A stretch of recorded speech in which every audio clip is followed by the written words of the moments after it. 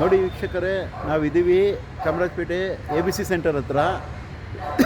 ಇದು ನೋಡಿ, ಇದು ಸುಪ್ರೀಂ ಕೋರ್ಟ್ ಆರ್ಡರ್ ಅಂದ್ಬಿಟ್ಟು ಎಲ್ಲ ಡಾಗ್ಸ್ನೆಲ್ಲ ತೊಗೊಬಂದ್ಬಿಟ್ಟು ಈ ಥರ ಒಳಗಡೆ ಹಾಕಿದ್ದಾರೆ, ಆಯಿತಾ? ನೋಡ್ಕೊಳ್ಳಿ, ಈ ಥರ ಜಾಗದಲ್ಲಿ ತಂದು ಹಾಕಿದ್ದಾರೆ ನೋಡಿ. ಇದ್ರೊಳಗಡೆ ಡಾಗ್ಸ್ ಇದೆ, ಇದ್ರೊಳಗೆ ಊಟ ಹಾಕಿಲ್ಲ, ಏನು ಹಾಕಿಲ್ಲ. ಅದಕ್ಕೆ ತಂದು 2 ದಿವಸದಿಂದ ಕೂಡ ಹಾಕಿದ್ದಾರೆ, ಗೌರ್ಮೆಂಟ್ ರೂಲ್ಸ್ ಅಂತ.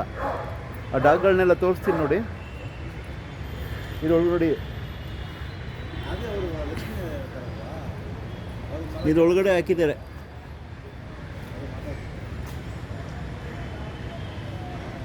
ಹಾಂ,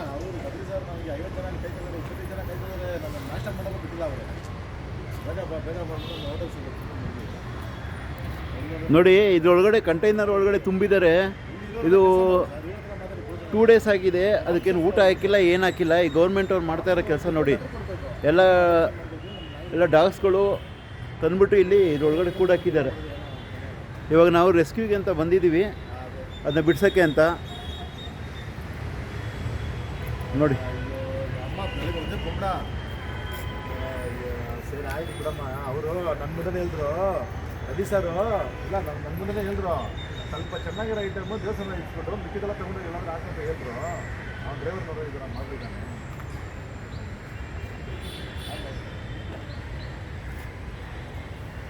ಹಾಂ, ಸರಿ ಸರಿ ಸರಿ. ಎಲ್ಲಿ ಪರ ಯಾವುದು ಬಂದು ಯೂಸ್ ಆಗಿದೆ ನೋಡಿ, ಇದ್ರೊಳಗಡೆ ಕೂಡ ಹಾಕಿದ್ದಾರೆ. 2 ಡೇಸಿಂದ ಊಟ ಕೊಟ್ಟಿಲ್ಲ, ಏನಿಲ್ಲ. ಅದಾಯ್ತಾ ನೋಡಿ, ಹೆಂಗೆ ಕಿಚ್ಚಾಡ್ಕೊಂಡು ಊಟ ಹಾಕಿಲ್ಲ, ಏನು ಹಾಕಿಲ್ಲ. ಒಂದು 60 ಡಾಗು ಒಳಗಡೆ ಇದ್ದಾವೆ. ನಾವು ರಿಸ್ಕ್ಯೂಗೆ ಅಂತ ಬಂದಿದ್ದೀವಿ ನೋಡಿ. ಈ ಗೌರ್ಮೆಂಟ್ ಮಾಡ್ತಾ ಇರೋ ಕೆಲಸ.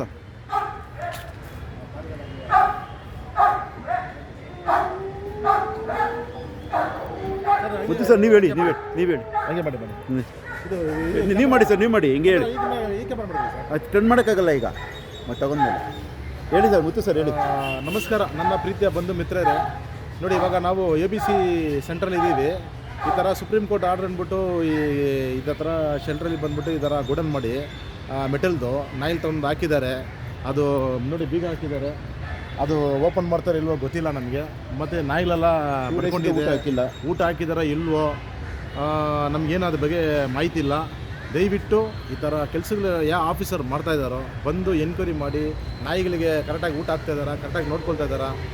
ಏನು ಸುಪ್ರೀಂ ಕೋರ್ಟ್ ಆರ್ಡ್ರ್ ಇದ್ರೂ ಈ ಥರ ಎಲ್ಲ ಬಂದ್ಬಿಟ್ಟು ನಾಯಿಗಳಿಗೆ ತೊಂದರೆ ಮಾಡಬಾರ್ದು. ನೋಡಿ, ಎತ್ಕೊಂಡು ಹೋಗ್ಬಿಟ್ಟು ಶೆಲ್ಟ್ರಲ್ಲಿ ಹಾಕ್ಬೇಕಂತ ಸುಪ್ರೀಂ ಕೋರ್ಟ್ ಆರ್ಡ್ರ್ ಇದೆ. ಈ ಥರ ಬಂದ್ಬಿಟ್ಟು ಜೈಲಲ್ಲಿ ಹಾಕಂಗಿಲ್ಲ ರೀ. ಜೈಲು ದೊಡ್ಡದಿರುತ್ತೆ. ನೀವು ಪರಪ್ಪನಗರ ಜೈಲು ನೋಡಿದ್ರೆ ಎಷ್ಟೋ ಎಕರೆದ ಗಂಟೆ ಇದ್ದಾರೆ. ಆದರೆ ಇದು ಬಂದ್ಬಿಟ್ಟು ಒಂದು 20/20 ಇರುತ್ತೆ ಅಷ್ಟೇ. ಇದರಲ್ಲಿ ಒಂದು 100 ನಾಯಿನ ಹಾಕಿದ್ದಾರೆ. ನೋಡಿ ಹೆಂಗೆ ಬಗಳ್ತಾ ಇದೆ, ನಾಯಿಲ್ ಸೌಂಡ್ ಕೇಳಿ ಹೆಂಗೆ ಬಗಳ್ತಾ ಇದೆ. ಅದು ಕಿಚ್ಚಾಡ್ತಾ ಇರೋದು ನೋಡಿ.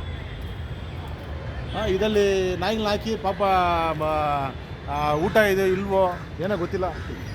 ದಯವಿಟ್ಟು ಸಂಬಂಧಪಟ್ಟ ಅಧಿಕಾರಿಗಳು ದಯವಿಟ್ಟು ಇದ್ರ ಬಗ್ಗೆ ಕ್ರಮ ತಗೊಂಡು ನಾಯಿಗಳನ್ನ ತಗೊಂಡು ಹೋಗ್ಬಿಟ್ಟು ಶೆಲ್ಟ್ರಲ್ಲಿ ಬಿಡಿ. ಶೆಲ್ಟ್ರ್ ಅಂದರೆ ಏನು, ಒಂದು ಎಷ್ಟೋ ಎಕರೆಯಲ್ಲಿ ಜಾಗ ಮಾಡಿ ಶೆಲ್ಟ್ರ್ ಮಾಡಿ ಅದು ನಾಯಿ ಹೊರಡೆ ಬರೋಂಗೆ ಅದು ಮಾಡಬೇಕು. ಈ ಥರ ಬಂದ್ಬಿಟ್ಟು ಕಷ್ಟಪಡಿಸ್ತಿಲ್ಲ ಸರ್. ದಯವಿಟ್ಟು ಯಾರು ವಿಡಿಯೋನ ನೋಡ್ತಾ ಇದ್ದೀರೋ ದಯವಿಟ್ಟು ಈ ಸಂಬಂಧಪಟ್ಟ ಅಧಿಕಾರಿಗಳಿಗೆ ಫಾರ್ವರ್ಡ್ ಮಾಡಿ. ನಾವು ಇದ್ರ ಬಗ್ಗೆ ನಾವು ಕಂಪ್ಲೇಂಟ್ ರೈಸ್ ಮಾಡ್ತೀವಿ.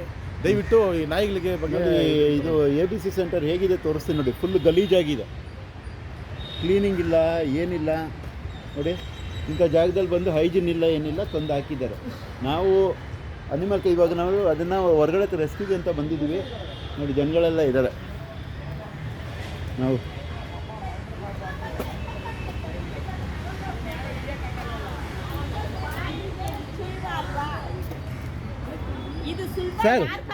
ಸರ್ ಇದಕ್ಕೆ ಫುಡ್ ಎಲ್ಲ ಹಾಕಿದ್ದೀರಾ ನೀವು? 2 kg ಬಂಗಾರ ಕೊಡ್ತೀನಿ, 20 ಲಕ್ಷ ಕ್ಯಾಶ್ ಕೊಡ್ತೀನಿ, ಹಾರ್ಡ್ ಕ್ಯಾಶ್ ಕೊಡ್ತೀನಿ, ಬ್ಲ್ಯಾಕ್ ಮನಿ ಎಲ್ಲ ವೈಟ್ ಮನಿ ಕೊಡ್ತೀನಿ. ಒಳಗಡೆ 1 ಅವರ್ ಕುತ್ಕೊಳ್ಳಿ. ಕೇಜ್ ಒಳಗಡೆ ಆಗುತ್ತಾ ನಿಮ್ಮ ಕೈಲಿ? ಆಗುತ್ತಾ? ಎಷ್ಟು ಮೆಂಟಲಿ ಡಿಸ್ಟರ್ಬ್ ಆಗಿದ್ದಾವೆ ಪ್ರಾಣಿಗಳು, ಎಷ್ಟು ನೋವು ತಿಂತಾ ಇದ್ದಾವೆ. ಕೋಟಿ ಕೊಟ್ಟರು ಕುತ್ಕೊಳಲ್ಲ. ಕೋಟಿ ಕೊಟ್ಟರು ಅಲ್ಲಿ ಒಳಗೆ 1 ನಿಮಿಷ ಕೂರಕ್ಕಾಗಲ್ಲ. ರೇಪ್ ಮಾಡ್ದವನು ಈಚೆ ಇದ್ದಾನೆ, ಬೇಲ್ ಮಾಡ್ಕೊಂಡು ಹೊರಗಡೆ ಬಂದವನೆ, ಮಗಳ ಜೊತೆ ರೇಪ್ ಮಾಡ್ದವನು ಹೊರಗಡೆ ಬಂದು ಊಟ ಮಾಡ್ತವನೆ, ಆರಾಮಾಗಿದ್ದಾನೆ. ಸೂಟ್ ಕೇಸ್ ತಗೊಂಡು ಹೋದವರೆಲ್ಲ ಆರಾಮಾಗಿ ಯಾವ ತಪ್ಪಗ್ರಿ ಈ ಪ್ರಾಣಿಗಳಿಗೆ ಈ ಶಿಕ್ಷೆ? ಯಾವ ತಪ್ಪಗ್ರಿ? ಭಯಂಕರ ಜೀವ, ಮೆಂಟಲಿ ಡಿಸ್ಟರ್ಬ್ ಎಂಥವ್ರನ್ನೂ ಅಷ್ಟೇ. ನಾವೇ ಪ್ರಾಣಿಗಳನ್ನ ಕೂಡಾಕಿದ್ರೆ ಎಷ್ಟು ಬ್ರೈನ್ ಟ್ರಿಗರ್ ಆಗುತ್ತೆ. 1 ಅವರ್ ನಾವು ಮನೇಲಿದ್ರೆ ಸ್ವಲ್ಪ ಮೈಂಡ್ ಫ್ರೀ ಆಗ್ಲಿ, ಇರಪ್ಪ ದೇವಸ್ಥಾನಕ್ಕೆ ಹೋಗೋಣ, ಅಲ್ಲೋಗೋಣ ಇಲ್ಲೋಗೋಣ ಅಂತೀವಿ.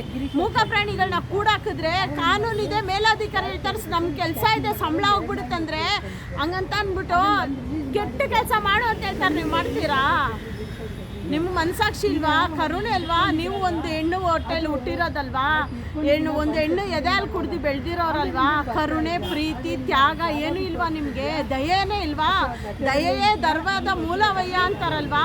ಈ ಪ್ರಾಣಿಗಳನ್ನ ಹಿಂಗೆ ಕೂಡಾಕಿದ್ರೆ ಎಲ್ಲಿ ನಿಮಗೆ ಒಳ್ಳೇದಾಗುತ್ತಾ? ನಿಮ್ಮ ಮಕ್ಳಿಗೆ ಒಳ್ಳೇದಾಗುತ್ತಾ? ಎಲ್ಲೋ ಒಬ್ಬ ಡಾಕ್ಟ್ರು ಫ್ಲೈಟಲ್ಲಿ ಬ್ಲಾಸ್ಟ್ ಆದ್ರಂತೆ, ಅವನೊಬ್ಬನೇ ಬ್ಲಾಸ್ಟ್ ಆಗಿಲ್ಲ, ಅವನ ಹೆಂಡತಿ ಮಕ್ಕಳು ಪೂರ್ತಿ ಟೋಟಲ್ಲು ಅವನ ವಂಶನೇ ನಿರ್ವಂಶ ಆಗುತ್ತೆ. ಯಾಕಾಗುತ್ತೆ? ಇಂಥ ಅಲ್ಕ ಕೆಲಸಗಳು ಮಾಡಿ ಸಂಬಳ ತಗೊಂಡಿರ್ತಾರಲ್ಲ, ಅವೇ ಫ್ಲೈಟಲ್ಲಿ ಹೋಗುವಾಗ ಟೋಟಲ್ ಆಗಿ ಬ್ಲಾಸ್ಟ್ ಆಗುತ್ತೆ. ಕೂತಿರೋ ಕಡೆ ಆಫೀಸಲ್ಲಿ ಶಾಕ್ ಸರ್ಕ್ಯೂಟ್ ಆಗಿ ನಾಶ ಆಗ್ತಾರೆ. ಸರಿ ಸರಿ ಇವರೇ, ಇದು ಎಲ್ಲರಿಗೂ ಶೇರ್ ಮಾಡಿ. ಈ ಥರ ಆಗ್ತಾ ಇದೆ, ದಯವಿಟ್ಟು ಇಲ್ಲಿ ನೋಡಿ. ಅವ್ರ ಪೇನ್ ಹೇಳ್ತಾರೆ, ಅವರು ಅನಿಮಲ್ ವೆಲ್ಫೇರ್ ಅವರು, ಅವ್ರಿಗೆ ಇಷ್ಟು ಅವ್ರು ಬಂದಿದ್ದಾರೆ ಅದನ್ನು ಬಿಡ್ಸೋಕ್ಕೋಸ್ಕರ. ಬಟ್ ನೋಡಿ ಈ ಥರ ಇಲ್ಲಿ ಕೂಡಾಕಿದ್ದಾರೆ, ಇದ್ರೊಳಗಡೆ 60 ಡಾಗ್ನ ಕೂಡಾಕಿದ್ದಾರೆ ಇದ್ರೊಳಗಡೆ. 2 ಡೇಸಿಂದ ಅದು ಕೇರ್ ಇಲ್ಲ, ಏನಿಲ್ಲ. ಇದು ಗೌರ್ಮೆಂಟ್ ರೂಲ್ಸ್ ಅಂತ ಹೇಳ್ತಾರೆ. ಓಕೆ, ನೀವು ನೋಡಿ ನಿಮ್ಗೆ ಎಷ್ಟು ಜನಕ್ಕೆ ಆಗುತ್ತೋ ಅಷ್ಟು ಜನಕ್ಕೆ ಶೇರ್ ಮಾಡಿ, ಆಯಿತಾ? ನೋಡಿ ಸೌಂಡ್ ಕೇಳ್ಕೊಳ್ಳಿ. Thank you very much.